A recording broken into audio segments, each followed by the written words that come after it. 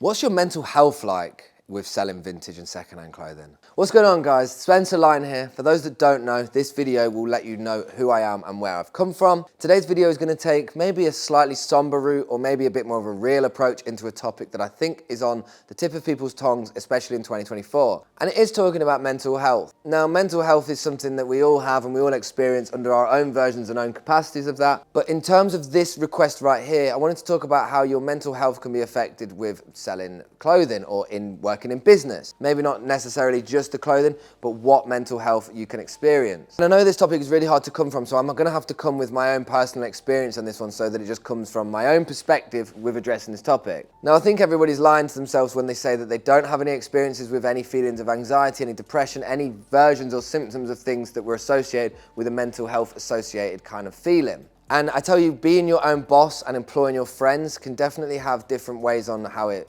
makes you feel. When I was actually in the business itself and running Gully to its full capacity, I didn't really question or consider how I felt mentally or where I was in my space to understand whether what I was doing was what I wanted to do, or even worse, whether I was actually happy doing what I wanted to do. And I think sometimes you reflect in post of that situation, and sometimes it can take a long time to come back off it. I'll be totally honest with you guys, I'm still in a pretty heavy recovery mode from the last 10 to 12 years of what I did with a business that I had to close and had to reopen. The mindset I've been in about the fact that I closed a company that I ran for 12 years from a bedroom, employed all my friends and family, and built this to this incredible capacity, to then almost say goodbye to what it was and, take that away. And it's not really that. I think Marge said it really well the other day. It's about like how you romanticize the past, and you can kind of look back and think about how things were, and maybe you picture it in a different way. And that doesn't even need to just be work. Like, we all do that. You might have a situation where in your mind, you're thinking about a past, or you're thinking about the past of it. But I guarantee you, the way you reminisce it and romanticize it in your mind is probably not how it actually was. But that's kind of like where the mental health side of this juggle, this tug of war really sits. See, like I said, I never really had those moments where I sort of sat and thought about how I felt, whether it was something I wanted to do. I just knew that at that time, deer in the headlights, tunnel vision, I was head down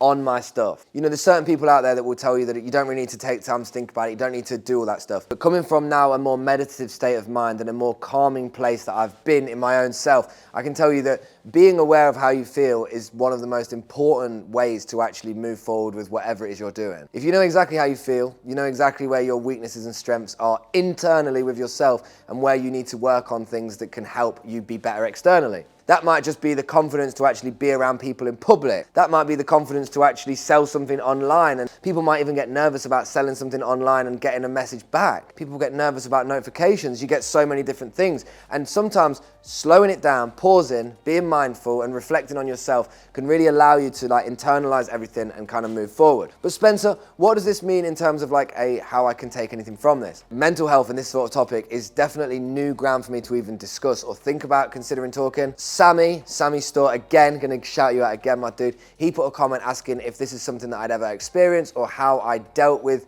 what I had. And the reality is that I'm dealing with it post the situation that I've had, and it wasn't something that I dealt with at the time. It's something that for the last 7 to 8 months, I've been meticulously working on internally at being the best version of myself, processing everything that happened with the business, processing everything that's happened with my personal life, and making sure that I can take all those experiences as learning situations, remain in the present moment, and move on to some future perspective of where I want to be. But my mindset still is the fact that we all have only 24 hours, and I live these 24 hours now, and tomorrow, if I get tomorrow, I'll live those. Most people that have done this sort of business, with the tedious nature of the uploading tasks, may have not experienced a version of mental health that would have been overly anxious or with a depressed connotation maybe the pandemic, because everybody that was doing it was probably in a very beneficial situation and we were all winning in our own capacities. A lot of us were probably running our egos up too much. A lot of us were being way too competitive, and sitting back now at 31, looking at the way that we might have dealt with each other at the time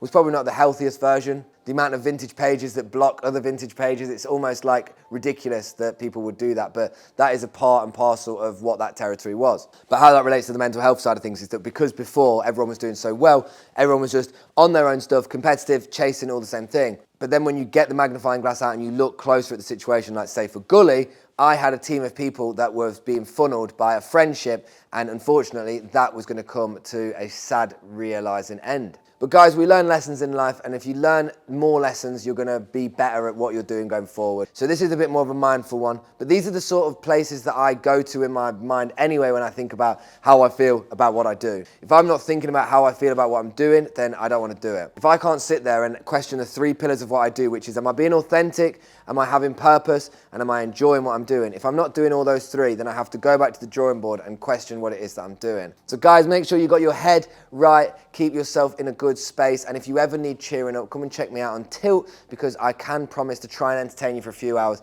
being a nuisance and nonsense talker. Guys, as always, stay safe, stay sustainable, keep doing you, keep fighting the fight that is the fight, trust in the process, and remembering not to worry about things, because it doesn't matter in the end anyway. Just enjoy it and just keep it moving, yeah? Big up.